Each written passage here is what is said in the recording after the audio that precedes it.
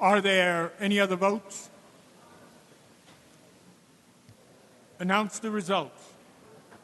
Ayes 84, noes 31. The bill is passed. Mr. McKevitt? Oh, Ms. Corwin, I'm sorry. Thank you, Mr. Speaker. I'm back. Thank you for allowing me to interrupt the proceedings. Our colleague, Assemblyman Dan Steck, has a wonderful group of fourth graders visiting him today. They are from the St. Mary's School in Ticonderoga, and they are accompanied by their teacher, Michelle Wood. I believe there's about a dozen or so children, and they are here to visit with their representative and see what he does on their behalf and to take a tour of the Capitol. So if you could please extend the cordialities of the House to these terrific young students. On behalf of Mr. Daniel Steck, the Speaker, and all the members, we welcome this fourth grade class here to the New York State Assembly. We extend to you the privileges of the floor. Thank you for coming. Hope that you will enjoy our proceedings.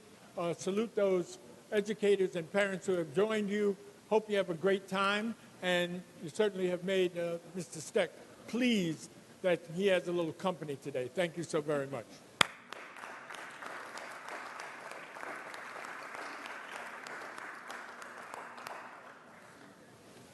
Mr. Morelli.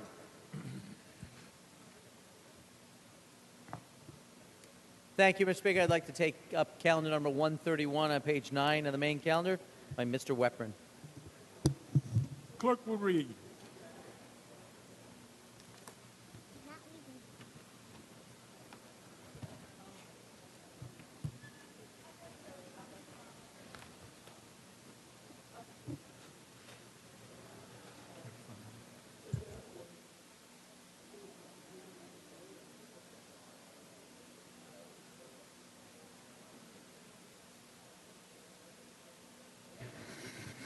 Assembly 2901C, Calendar 131, Mr. Weprin, an act to amend the domestic relations law and the public health law.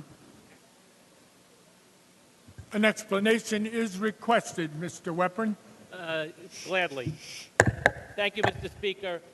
This bill would allow adult adoptees, when they turn 18 years of age in New York State, to apply to the Surrogates Court or the New York State Supreme Court for the release of their certified copy of their birth certificate, which is currently sealed since 1935. The Surrogates Court provides the Department of Health at that point with the listed names of the adoptee's biological parents from their birth certificate. The Department of Health then has 120 days to contact the birth parents and notify them that the adoptee has petitioned for release of their original birth certificate. The Department of Health will provide the biological parent with a form of contact preference and the opportunity to give a detailed medical history at that point. If after that 120-day period the biological parent does not respond to the Department of Health, or upon notice of death of the biological parent or parents, their name will be released to the adoptee of their certified birth certificate. If the surrogate court finds that there is no objection, if one or both parents fill out a contact preference form requesting anonymity, the birth certificate will still be released. However, it will be released in a redacted version without the birth parent's name on it. Mr. McKevitt. Few questions, Will you please. yield, Mr. Weprin? Gladly. Mr. Weprin yields. Currently, under the law, there is already a process for an adoptee to try to go and obtain similar information. Can you please tell us what the law currently is in order for them to go try to get such a court order? Well, under current law, you can always petition the court for an emergency situation to get a copy of your original birth certificate. Usually it involves a medical need.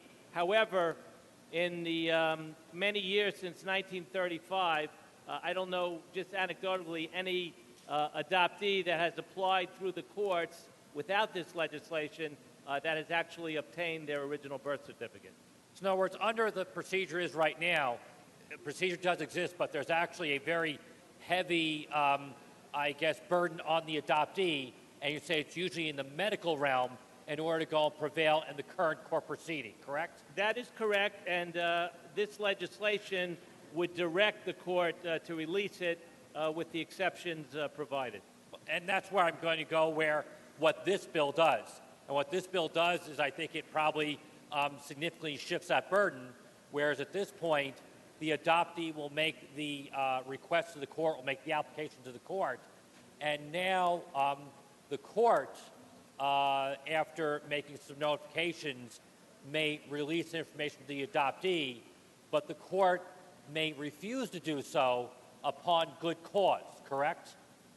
Well, there is specific direction in this legislation that the court should release it, with the exception if the adoptee's biological parents do not want their name disclosed, and under that case, the court is directed to release the birth certificate with the redacted names of the biological parents. But would you say that under the way that, again, this bill is being drafted, is there almost, I'm going to hesitate to use the word presumption, but it seems like, again, it's much more in favor that if the, let's say the adoptee goes and makes the request, they start the application, then it's up to the Department of Health with 120 days to try to then locate those parents who gave the child up for adoption, correct? Correct. All right. Now, and I think under the way the phrase in the bill, the Department of Health must make a good faith effort to try to go and obtain these individuals. Is that the way the bill's been written? Yes. How do you contemplate that good faith effort will be done? I mean, what resources will the Department of Health have to do? To what extent? I mean, could you please explain what you think the Department of Health will be required to do under your bill? Well, there is certain information that they have in their records. As a matter of fact, we had a very extensive public hearing on this bill about 2 years ago, and we actually had adoptees testify that they're actually speaking to individuals in the health department that had information on the birth parents, but they were not allowed to disclose it to the adoptees or to the adoptees' parents. So there is information currently on file, and we would hope that with the use of the internet, with the use of resources that currently exist without a major expense, that they can make an attempt to contact the biological parents. And that really goes to striking what I'm trying to get out in the argument, is that, again, they have to make a good faith effort, but for example, does the Department of Health currently have the resources, whether it's for both personnel and financial, to go and make this good faith effort? We believe they do, and if for some reason, if this becomes law, or once this becomes law, if they need the resources, I'd be happy to do what I could in the budget process to give them those additional resources. And my concern is that certainly in this day of the internet, it's certainly much easier to go and try to make that type of application, try to find them, but probably the adoptee would have those same resources and may have been able to do it on their own. So the question I have is, yes, they may do whatever electronic resource, but would it be possible for the Department of Health to try to visit the physical homes where the adoptive parents may have once been located? I mean, they're going to have that ability to go and try to do all efforts to try to track these individuals down. Well, we're hoping through the use of the internet, through the use of resources that were certainly not available in 1935, when many original birth certificates first started getting sealed at adoption, that they would have the necessary resources. And again, I don't think it's a major expense, but if it became a burden, I'd be happy to support money in the budget to provide the health department with that additional money. Well, the concern I have is that, because, again, under the current state of the law, again, it's not easy or even possible for the adoptee to try to find this information. If this were enacted, there may be an influx at first of a large number making these applications to the court, and I'm just concerned there may be an overburdening to the Department of Health. And the reason why I say it's as follows, and if you just walk me through the process. So the application is made to the court. They then go to the Department of Health, has 120 days to make this good faith effort to try to find and contact the birth parents. If they are unable to make that contact or find the information, what is then the next step of the process under your bill? The next step would be, after 120 days, to apply for the court to the release of the birth certificate. Right, and that's the concern that I have, is that if the contact is not made, then the court is then going to release this information. And the question is, again, you may have, and here's even something you mentioned in your explanation, what happens if during that investigation they find out that both birth parents are deceased? What does the court do under your bill? The court releases the unredacted birth certificate. What if any type of investigation they are able to determine that the birth parents are now deceased, but there may have been, maybe just one close relative or something to the extent indicated, yes, we went and adopted this child, but we don't want any more information to have out? What if the court has information that even though the birth parents are deceased, there was some significant evidence indicating they did not want this information to be released to the world? What does the court do in that situation? Well, again, if they can contact them now and they can determine that they do not want their names released, then the birth certificate would be released with the redacted name. I look at this as, the rights of the adoptees. The adoptees are now adult citizens of New York State. Where are their rights? Why shouldn't they have the right to have access to that original birth certificate, which doesn't mean anything to anyone except to that adoptee in many, many cases?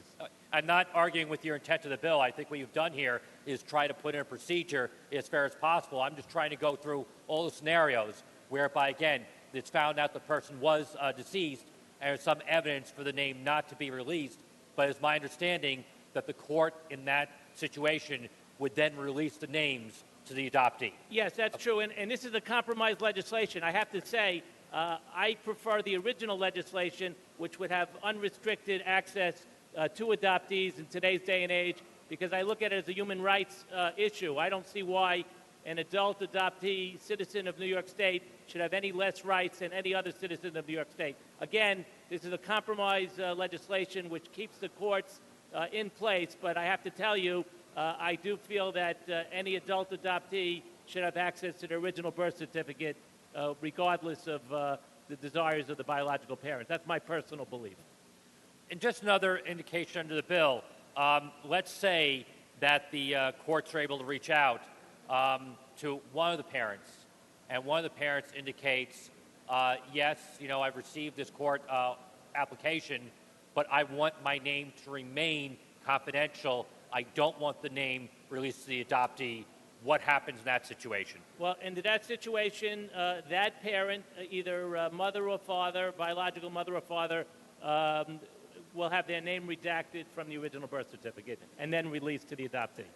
And is there currently, under the law, will be a process whereby, again, you have a birth parent who's in the state right now, is there a way for them to register with the Department of Health that they do not want the information ever to be released? Well, there is an adoptee registry, and that can be amended at any time and can be contacted at any time. So clearly, I would hope that as part of this process, that the biological parents, if they so desire, would have that information, released. You got to realize something. When a parent, a biological parent, gave up a child for adoption, in the case of the universe that we're seeking here, it was over 18 years ago, at least 18 years ago, because we're talking about adoptees becoming 18. Very often, the single mother, in many cases, a teenage mother 18 years ago or more, may have had different feelings than they have today. So even if they had indicated 18 years ago or 20 years ago that they did not want the name released, that might not be the situation today. So I would hope that this would also give an opportunity to reunite a lot of biological parents with their biological children through this additional contact effort. And I believe as part of the bill that you actually go and design what's called a contact preference form, which would then be sent to the birth parents. And under that form, there's actually a number of options which they may give. One of them would include that they would like to be contacted. Another one that they would be contacted through an intermediary.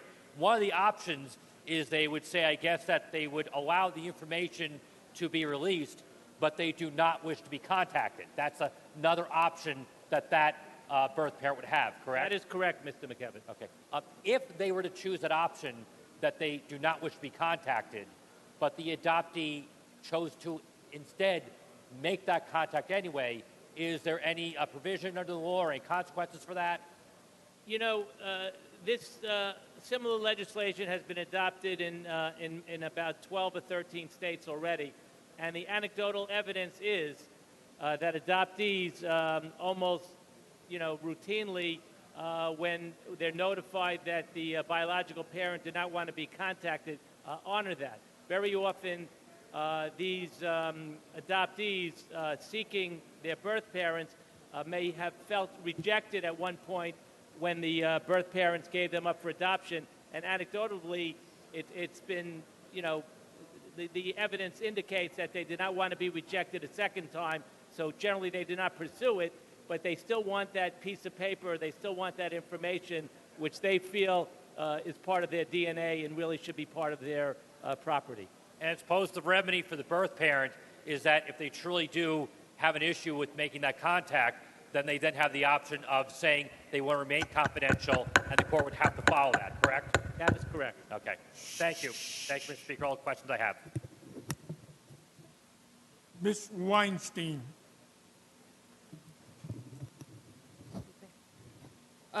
Thank you, Mr. Speaker. I just want to speak on the bill. On the bill, Ms. Weinstein. This is a bill that we've been considering for a number of years, and I do appreciate some of the change. Now, what happened? Assemblyman Weprin has made in the bill, but there still is concern about the retroactivity of this bill, and we've heard from surrogate court judges about the issue that birth parents at the time that child was given up for adoption were promised that the records were sealed and they had an expectation of privacy. And we have over the years made, as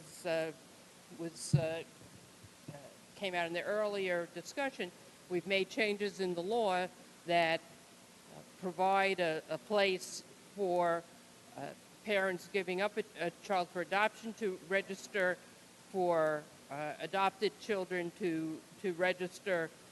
We have currently law in effect that where there can be an application made to the court for records to be opened up based on a showing of need, and the surrogates court judges do feel that the majority of them in the Surrogates Court Association feels that the current law is sufficient.